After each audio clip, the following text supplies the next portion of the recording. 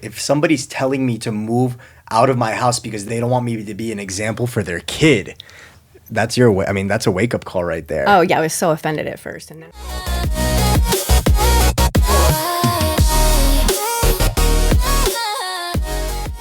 Carrie, thank you so much for being here today.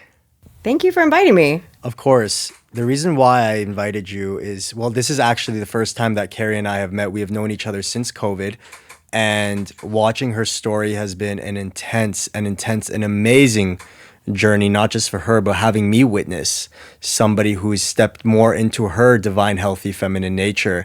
And Carrie, the reason why I brought you here today is because there's a little bit of, or I should say a lot of toxicity in the programming going on with a lot of women coming from, let's say, the 1950s compared to now, where so many women and so many men are lost, and they are wondering why they are attracting the partners that they are right now. Can you tell the audience, first of all, what do you work on with your clients, and how exactly did you manage to get to the place of this empowerment that you did based on your story? Oh, wow. Okay, so I'm a relationship coach, and I help high achieving women stop chasing love and start choosing themselves. And I think that's where it belongs. And like, the wounded feminine, and I know, like, I don't like to use the word toxic. I think that's thrown around a lot. Yeah, for sure. And I understand that for me, that's just wounding. Yeah. Right. That's wounding that gets to heal. And I help my clients change their subconscious programming, like rewrite their entire narrative around their life and their wounds, and heal in that direction. Yes. So were you ever a wounded feminine yourself, or have those major traits? Oh my God, yes. And when I say wounded feminine, I mean, I wanted to be in a relationship, but when we were in relationship, I'd want to fight you the whole time. Oh, really? And I would feel like I needed to control the relationship in order to feel safe. Wow. Because I didn't feel safe. I didn't feel safe in relationship because I didn't feel safe in relationship with myself. Do you feel like you were too much in your masculine nature, your masculine era, but not from a healthy masculine state? Oh, 100%. You weren't balanced. Completely imbalanced. And I think that for me, it started when I was younger. Yeah. And I mean, I'll get super specific. Like, please. When I was 6 years old, my parents like split up, and I took that as like a huge personal thing. Yeah, like something like it was my fault. Did. Yeah. Yeah, it was totally my fault. Yeah. And so because they split, and I had a caregiver, which was my mom, who had to go back to work, and then I didn't have my dad available to me, and I didn't understand how that dynamic was going to affect me later on in life. I just began to kind of resent him and be like, I don't need a man. Like, my mom's doing this thing. Like, she doesn't need a man. You have that observation. And then if I made up a whole story that men are going to leave, right? Like, I'm unlovable. I did something really bad. Yeah. And my dad's never coming back. And this like still even like the story I made up, I get really like upset. It's emotional for me. Yeah. Because being a 6-year-old, you don't know how to process information. Yes. And, your caregivers sometimes don't know how do you relate to a 6-year-old? Yeah. How are you going to help them process information? Exactly. And so I took all of this so personal. Of course, I don't even know how to communicate that because I don't even know that's what's happening to me. And I create this full story of, oh my God, my dad's gone. It's all my fault. I'm bad. He's never coming back because I'm unlovable. Like, that was the whole narrative. And like, I think about it now, and it makes me sad that I grew up so many years like feeling that way. Yeah. Because I made a lot of choices over the years based on that narrative that I fucking created. Yeah. Nobody else created it but me. Yeah. And who are you? You're just going along with the motions. You have no psychoanalyst or coach telling you, hey, this is your unconscious programming, because people around you are just going to tell you what they know is best. Yeah. And they're not even in your mind. So we don't have conscious people around us when we're younger. No. So my question to you is, how did you get to that place of awareness, realizing that, holy shit, I have been lost from my true self for so long. What was your awareness? What was the catalyst or the beginning of Sirius to help you realize, holy shit, I've been doing it, backwards? Yeah, that's a story all in itself. I think, just kind of growing up and trying to do everything on my own and not understanding that I'm carrying this resentment towards my dad, and I'm taking it out on every man that comes into my life, every boyfriend that I ever had, every relationship I've ever been in, any teacher that was a male figure in my life. Like, I am taking all of these things out on them. And none of that really occurred to me. I do remember being, like, teenage years were the worst, right? Like, that for me was very difficult. And I resorted to drugs and alcohol to change the way that I was feeling, right? And that's a pattern my entire life of drugs and alcohol, using men, using shopping, using going to the gym. I will These dopamine hits, right? I'll use anything to change the way I feel if I'm feeling bad. But you weren't even realizing that no, it was a fit. I'm creating a coping mechanism for myself. No one's telling me to do this, but this is the only way that I know how to cope with the pain that I'm feeling inside, not even understanding that the pain is the thing that I'm running from. Yeah. And so,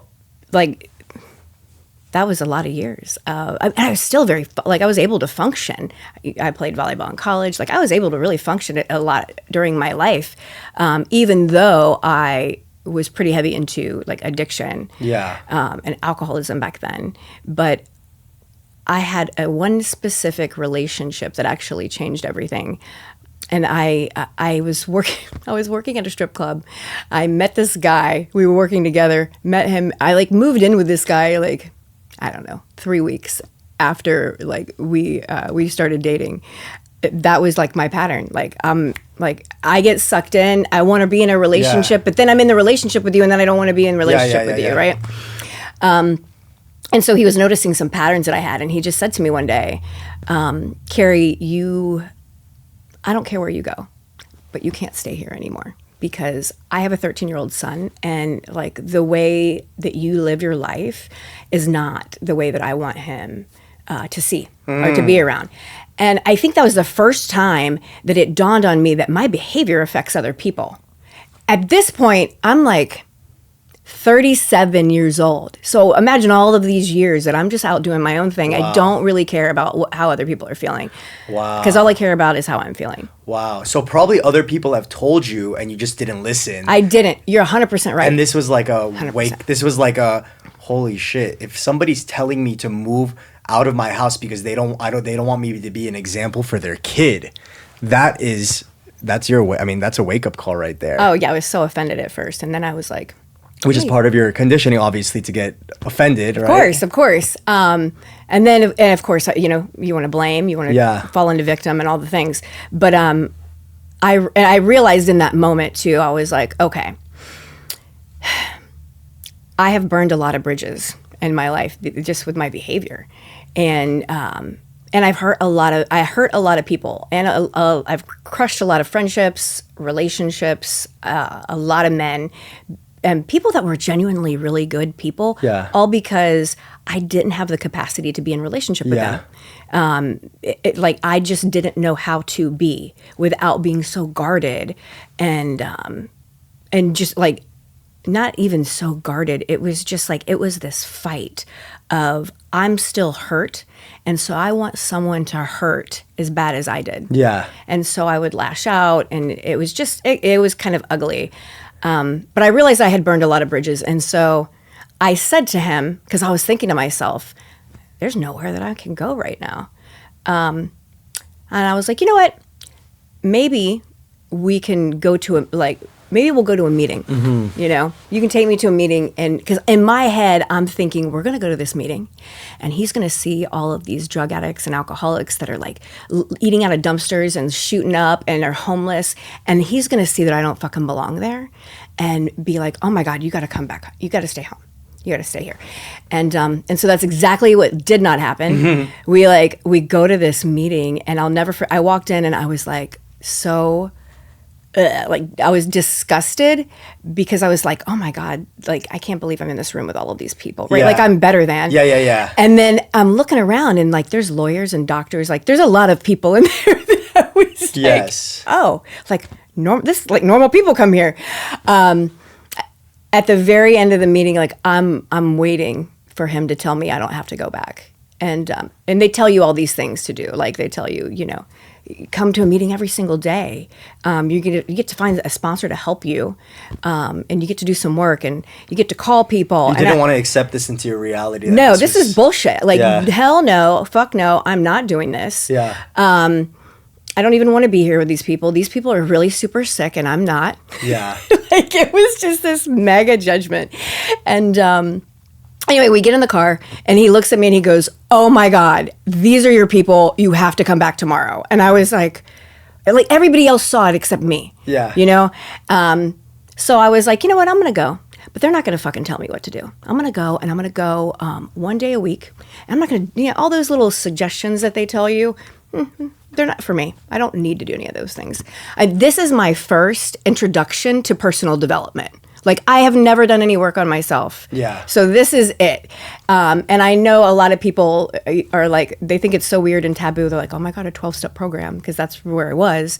But man, I'm fucking grateful for that program, because had I not gone to that meeting, had he not taken me that meeting that day, I never would have changed my life. And I never would have been in the place I am now, where I get to help women all over the fucking world. Yes. You know, like heal their wounds. That's wild. Well, it's so wild that you say that, because you touched on an important point, that you thought it was your fault when your parents split, right? Yeah. Because I was 5 when my parents split too, and I blamed myself unconsciously, but you were mad at the masculine for actually leaving. So unconsciously you think it's your fault, but you're taking the anger out on your father by feeling like this is something that I have to be in my power by being in this state so that no other man can leave. I'm going to be the one to leave, if anything. Oh, yes. I'm going to be the one. I'm the decision maker. I'm the breadwinner. I don't care. And that anytime you thought of being in your feminine nature, you looked at that as a sign of weakness. 100%.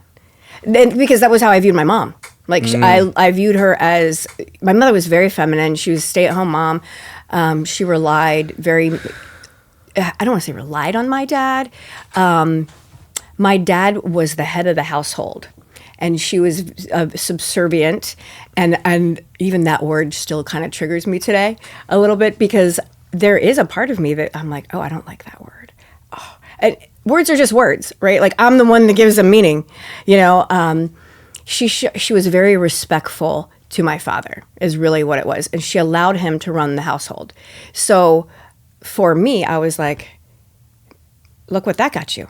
Yeah. But this man, I didn't look at it from a perspective of like they kind of grew their own ways. They weren't really getting along very well. If you will. And I think they were both changing, and nobody wanted to admit it.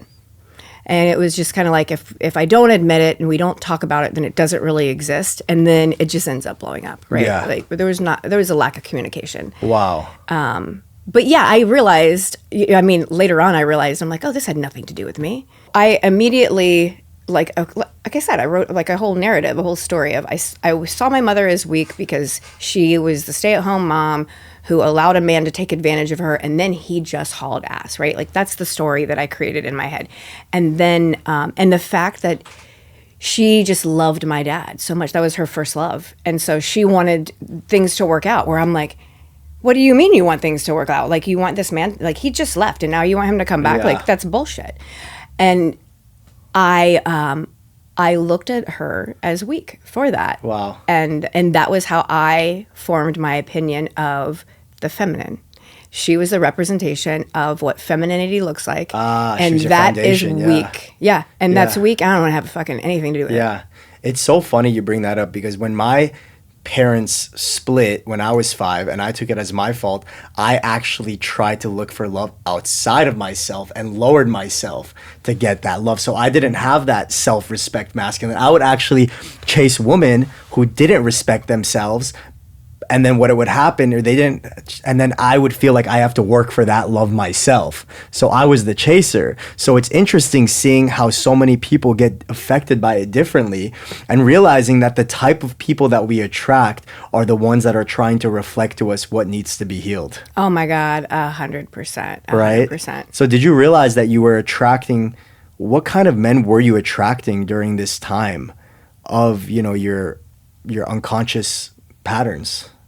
So the men that I was attracting were, they allowed me to kind of run the show, like run the relationship.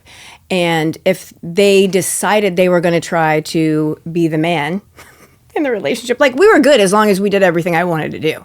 Do you know what I mean? There was no compromising. Everything had to be my way, because all I cared about was how I felt, and I needed to feel safe. And so I knew if I could control the relationship and make everything happen the way that I wanted it to happen, then I would feel safe inside. And it was all, I was terrified of being in a relationship. I didn't even know like who I was. And I'm trying to make all of these other people like accommodate me. And so if you did stand up to me and you did tell me that that was disrespectful or whatever, and you weren't going to like abide by what I had to say, then I'm like, cool, then you can go. See, and that for those men points to their own lack of having a strong father or mother figure themselves, because a healthy masculine man wouldn't tolerate a woman or anybody of some kind demeaning him just to get that. And usually, honestly, from what I've seen, it's a mother wound. If a man definitely lets a woman disrespect him, not trying to bag on you, but if a woman lets a woman bag on him and talk down to him and he's afraid to leave, it's usually points to mostly scared of losing the mother figure, the foundation, right? Because they're like, if I lose this person, who am I going to have anymore? And that was me. I was very close to my mom too.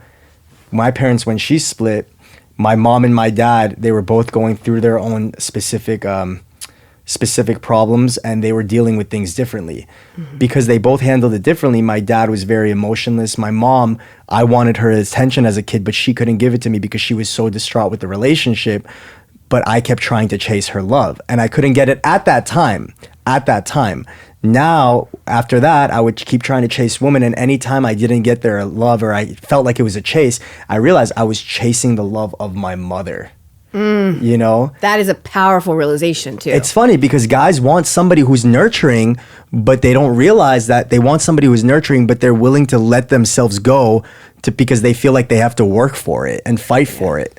So that's probably what a lot of men were doing with you too, is like they were like, I'm going to let her disrespect me, but maybe this is it was unconsciously feeding their program that they're not good enough more for a healthy relationship. And that you didn't feel like you were good enough to have a relationship, and that's why you kept self-sabotaging the relationships and putting them aside. Oh my God, yeah, because I want to be right. You were willing to risk your relationship for being right. Yeah, 100%, because my ego is running the show. Like, I want to be right that you are going to leave me, so I'm going to do everything I possibly can to reinforce that story and piss you off enough so that you pack your shit and leave.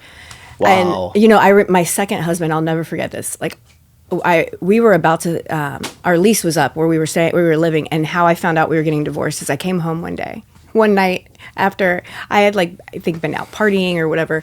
I came home and he said, I just want you to know that our lease is up and I've signed another lease with someone else. And I was like, oh, okay. And that was how he told me we were getting divorced. Wow. Like, hey, you're not coming with me. I want to be clear. You're not coming with me. And I look back now and I'm like, oh yeah, I totally set that up to happen because I wanted to prove myself right. I'm unlovable.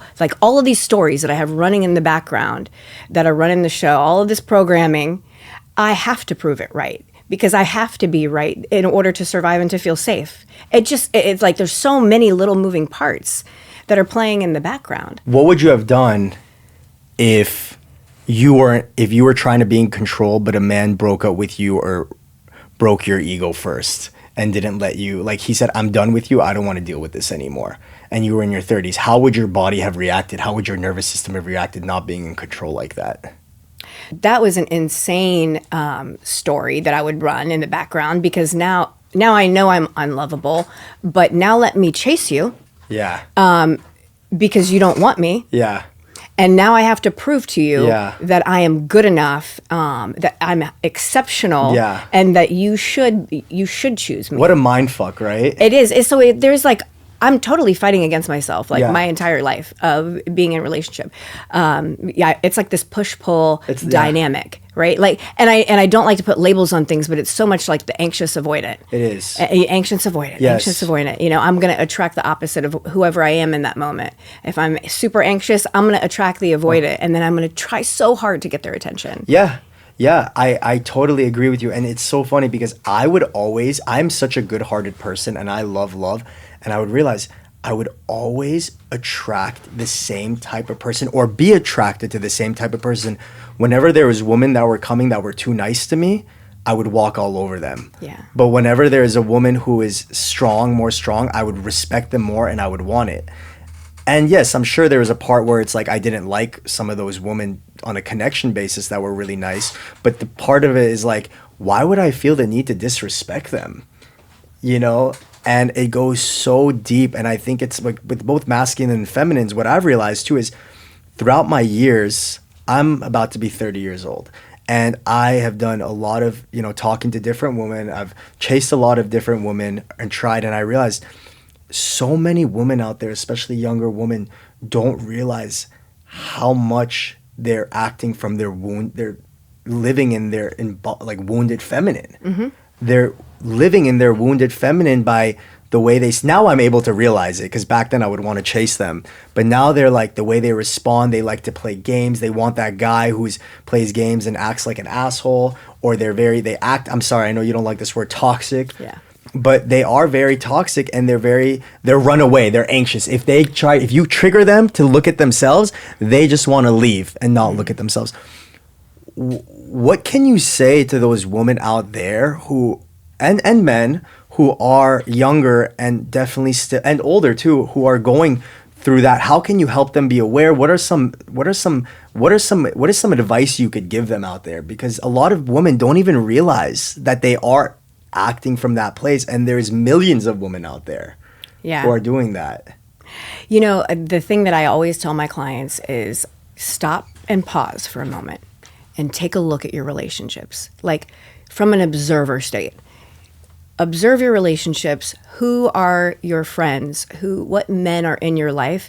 How are they behaving? Because I want to know how they're behaving, because what I really want to see is what pair of glasses do they have on, right? So like if they tell me, whatever they tell me they see in their partner, in their friends, I share with them that is a reflection of how you see yourself. Yeah. And if that one little piece of advice, and I don't even want to call it advice, it's just a fucking reality check. It's like that one little thing totally shifted me to where anytime I'm upset or angry or I see something in somebody, I know that it has nothing to do with them, that it has everything to do with me. And I'm just projecting my shit onto them. Yeah. So stop and pause and just analyze your life and see look at your relationship. For everybody, look at your relationships, look at the pattern that's going on, the type of people that you're attracting. That's actually really good advice, because relationships are the best identifiers to see our relationships with ourselves. They're literally a mirror for ourselves. And I don't think people understand that until some shit happens to them. They're like, oh, why am I attracting the same type of man over and over and over again? Why am I in a rush to get into a relationship again and again and again without even having to take a break? Yeah, I think I would be very critical of, I didn't even realize I was being critical of my partners. And I would always say to them, like, you're so critical of me. Like, you tell me that I need to be healthier, I need to work out, or I need to do, you're just you criticize every single thing I do. And really what was happening was I was critical of me. I was the one that was analyzing everything about myself. I was the one that was staring in the mirror and hating everything that I saw. And it was all because I didn't have a relationship with the person that was staring back at me. And I would look her in the eyes and I would see like absolutely nothing. like absolutely nothing staring back at me. And it was just like, that was probably the most frightening thing, was to really see that like the girl looking back at me was lost. You didn't know who she was. I had no idea like an who identity. she was. No idea who she was.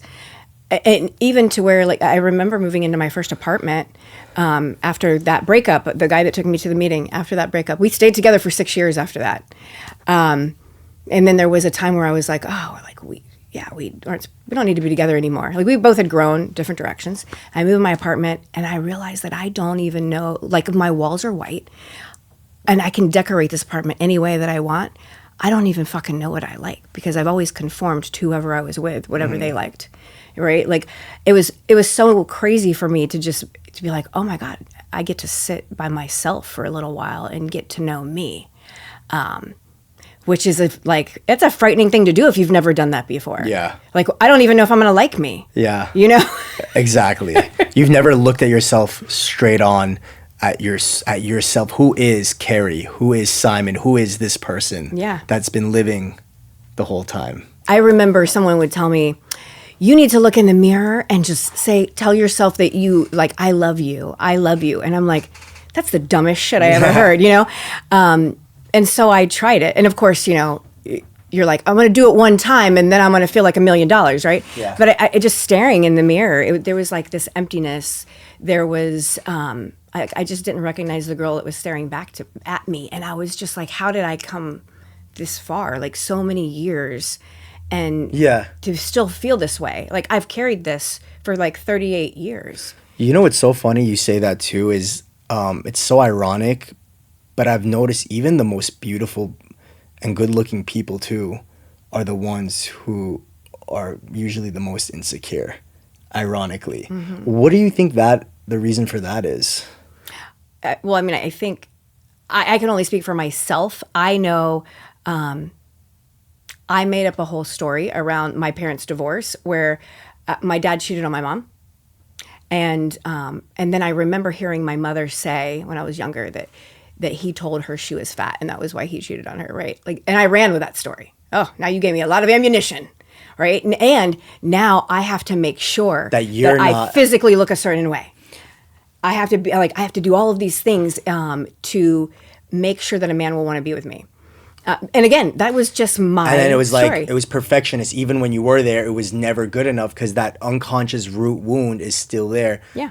I'm not going to be good enough for my father because he looks at my mom that way. Yeah. Wow. Yeah. So you were and then when you have your parents split at a young age, for people who have been there, who had their parents split at a very young age, we first think, because I'm very similar to you, I didn't realize it affected me until way later on in my life. Yeah.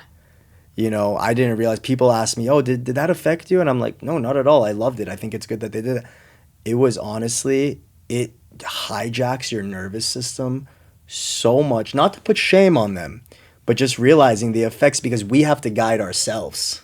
Mm-hmm. We have to guide ourselves. And now it's so funny when I even look in the mirror sometimes. I think a lot of men, I'll look in the mirror because I didn't have that confidence. And I realized that when I look in my mirror, you know, I think I'm a decent looking guy, like, you know, whatever. I'll look in the mirror since I was in high school and I wouldn't look directly in my eyes in the mirror.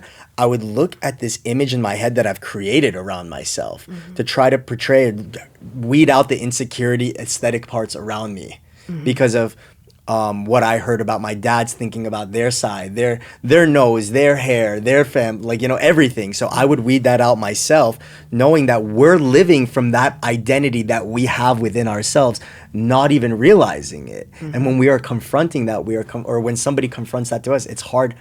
Have you ever been with a guy or anybody and then they're literally being vulnerable with you, but you can't hold that vulnerability in your stomach? Yeah. Like, you can't sit there and just be. No, it's so uncomfortable. It's so uncomfortable. And it's because I couldn't be vulnerable with myself. Yeah. It was like the worst feeling. And because for me, what that was saying was, man, this person can really be raw and honest. And I'm still not being raw and honest with me. With me, period. It's crazy because it's not just women, it's men too who have the insecurity through whatever trauma that they have, thinking that if they are looked at as vulnerable and they are looked at as open, it will be considered weak. Yeah. And we end up attracting the person that usually needs to be a reflection of what needs to be healed deeper within us. 100%. You know? Yeah. And it's wild too because, you know, men, in order for them, it's a cycle, right? Because women are the gatekeepers of the universe. When a woman is in her healthy feminine, I tell this, she is the creator. Like, she's literally the creator. She's a portal. She can attract anything. She's the source of everything. She's the protector of the spiritual. When she's in her feminine, she can actually transmute not those dense emotions for herself, but whatever man or other person that she's with in front of her, he allows himself to transmute his dense emotions through her own vulnerability, because that's the safe haven for him, is the feminine. And women don't realize that when they are in that unhealthy feminine, they are not only unconsciously hurting themselves, but they are not allowing the masculine too to step forward and be able to give to her. Because at the end of the day, men, they want to give to a woman. They want to please a woman in every way. They want to be there for her, but she also needs to allow it in order for them to be completely in his you know, Healthy masculine or utmost healthy dominant. I think nature. especially like the women that I work with, they're like high achieving women, like in their career, like they fucking crush it. And then it's like, oh, I can communicate at work. I know how to be there, but I don't know how to be at home. I don't know how to receive. Because it's like I come home from work, I'm in this specific energy, more masculine, and then coming home and it's like, oh, it's not a switch that you just turn off. And so for some of them, we created like a little ritual. Like, okay, when you come home, how do you shift into the more feminine role? Like, change out of your clothes, like make it a little ceremony where you can just like change out of your clothes and like change into maybe a dress or something that makes you feel more feminine. And so that you're like consciously choosing this new energy that you're going to like step into, and let the ritual be your putting on a new outfit. That's the problem though. You're balancing two different worlds, and people like men, they want to give, they want to give, but women, a lot of the time too, not just men have a problem receiving, women, they don't know how to receive, which blocks the man from feeling comfortable, because then he feels demasculated. He feels like, why isn't this woman allowing me to give to her? This is not me being in my nature. She's not allowing me to be in her nature because she's not allowing herself to receive. And what does that do? It blocks off this, it creates a weird dynamic between the two. Absolutely. And I think that was such a great thing that you brought up, was about emasculating men. Yeah. Because I think we as women emasculate men a lot, and we don't realize that we do. From anything of like complaining, like when nagging, complaining, the way that I speak to him, not allowing him to give to me is emasculating. Exactly. Thinking that he doesn't have my best interests, right? Like being defensive, being guarded, like all of that. I'm like totally emasculating him. And then it causes him to put up his guard as well. Exactly. And so then I'm like, oh, we'll see. Unless he's aware enough, he's conscious enough to say, hey, this is how I'm feeling. This is how you're making me feel, which is a conversation that needs to be had, by the way.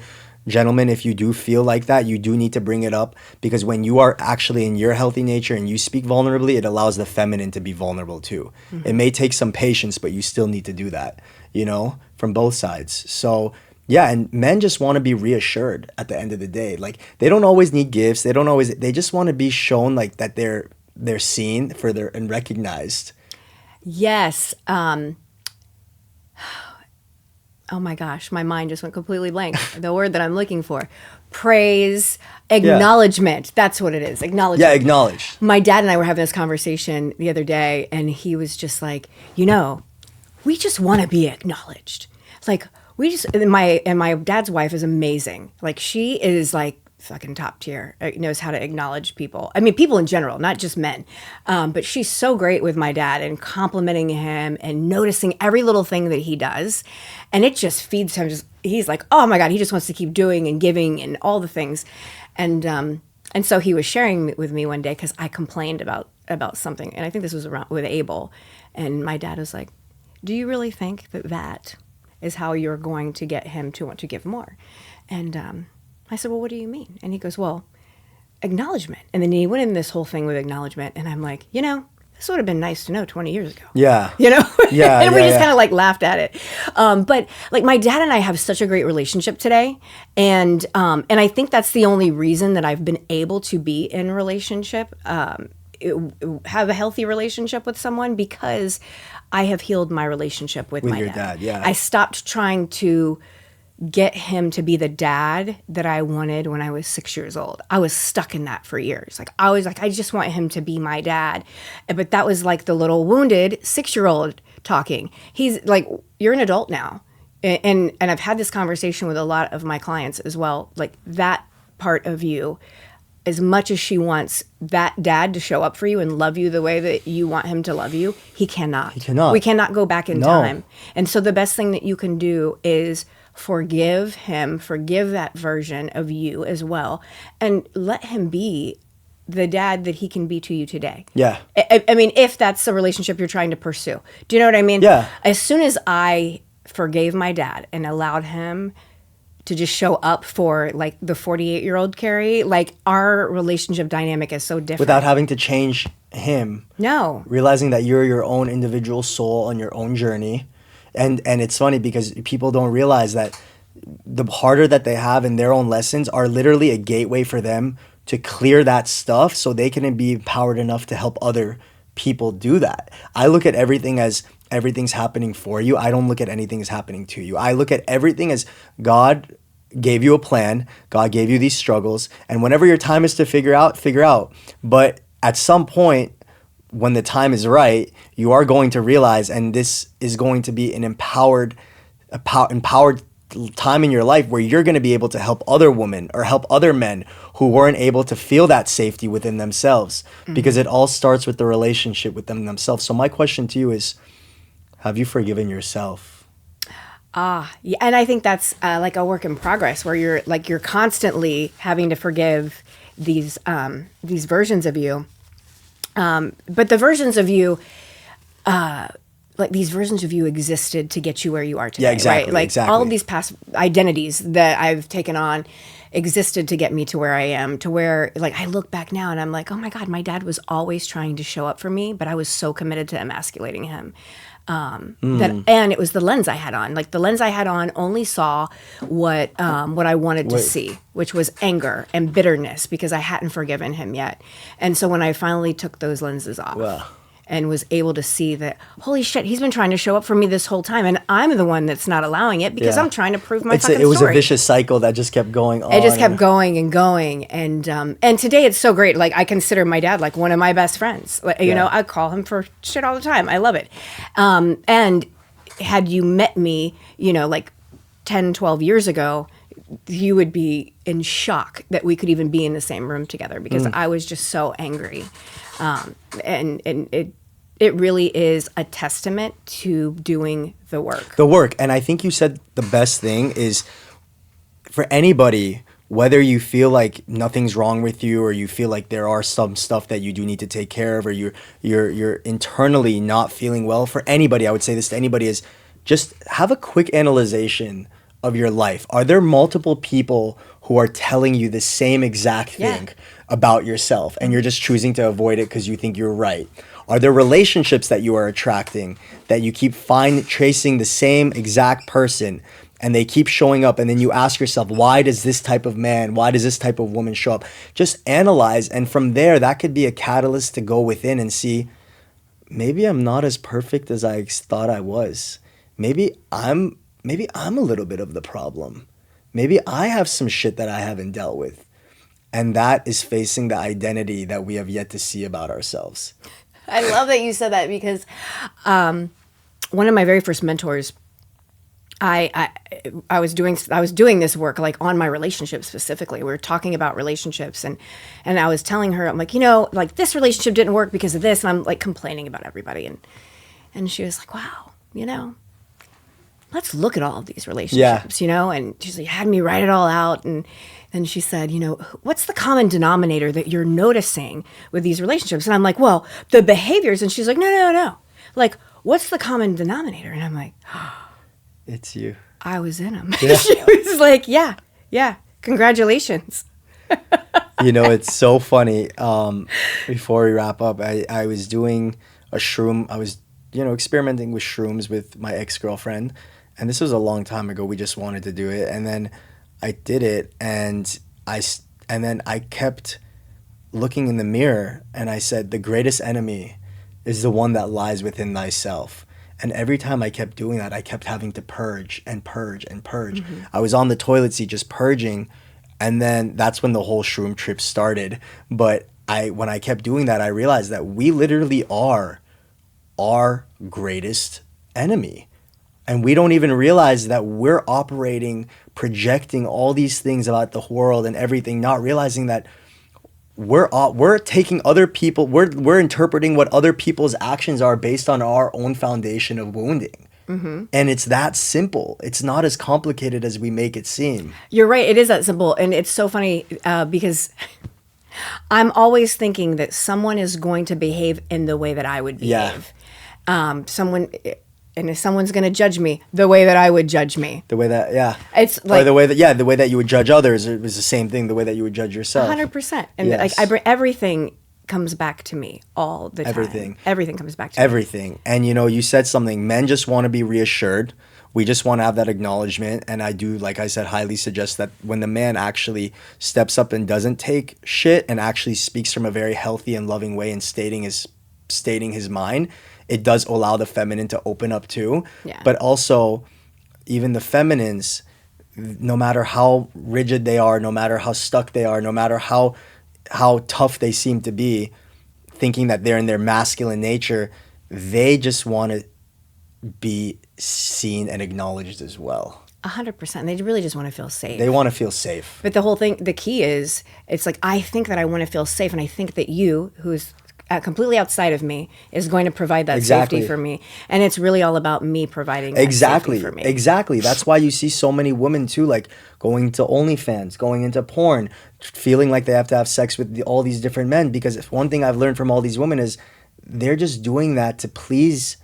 They're doing it for their own reasons. They're just trying to please so that they don't have that feeling of neglect, of abandonment, and they please a person, or they please themselves because it feels like it makes them empowered. Mm-hmm. And so you have so many women who think that they enjoy doing these things, but we're all just wounded little children trying to figure it out, Oh, yeah.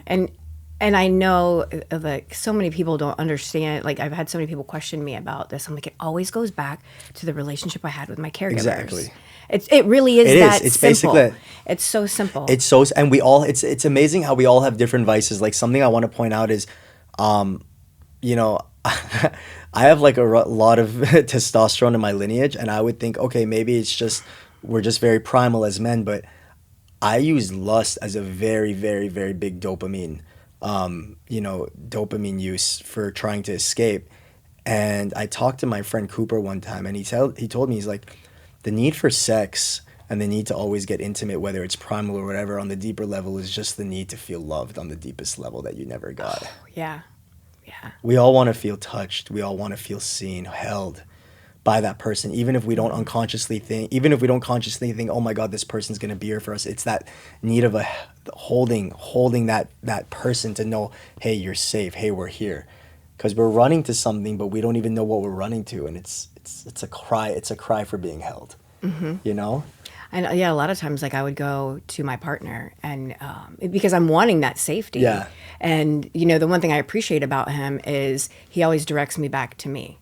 And in the beginning, it used to piss me off because I was like, we're in a relationship. Like, you're not even going to be here. Yeah. I mean, you're not going to be here for me. You're not going to give me the answer. You're not going to give me like that hug or, like, make me feel safe. And he would tell me that, like, that's not my job.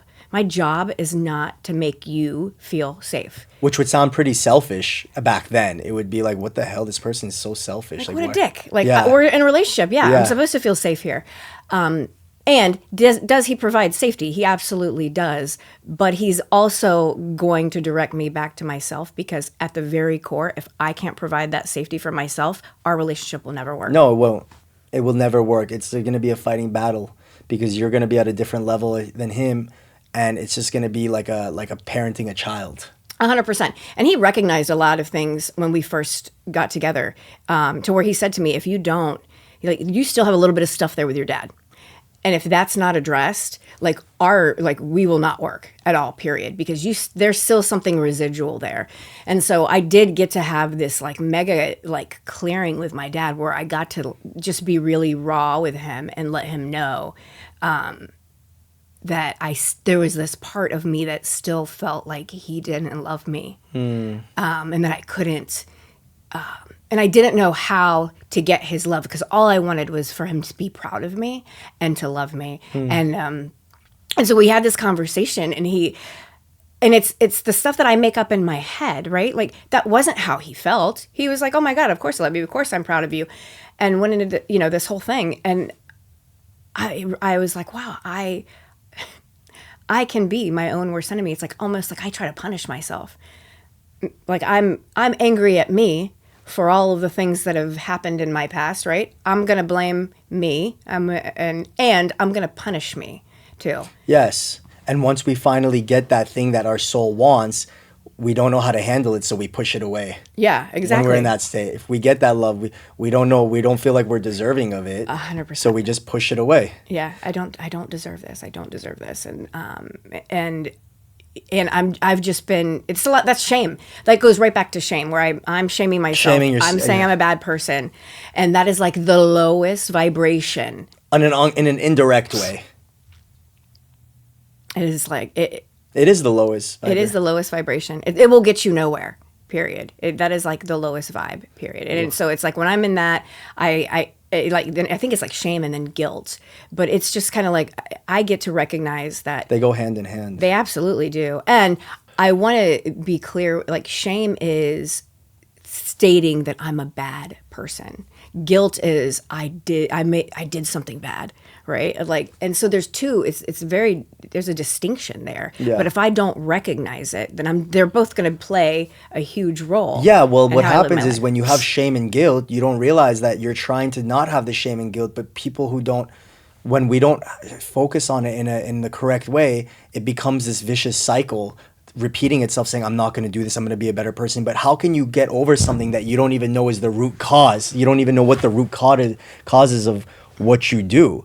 So you're just going to be stuck there, shaming yourself, guilting yourself, finding toxic patterns that you think are going to help dopamine hits, but they're actually self-sabotaging mechanisms because you don't value yourself, your temple, everything. Oh my God, yes. Well, yeah, 100%. I was actually just about to say that. I was like, everything that I chose in my life, like drugs, alcohol, men, all of it, all of it was chosen specifically for a reason, because I would shame myself after the fact, and then I would feel guilty about it, and I would keep myself in this cycle of, no one will ever be proud of you, no one will ever love you, because you keep choosing these things. Yes. But I would never choose differently. Yes. Because I needed to be right.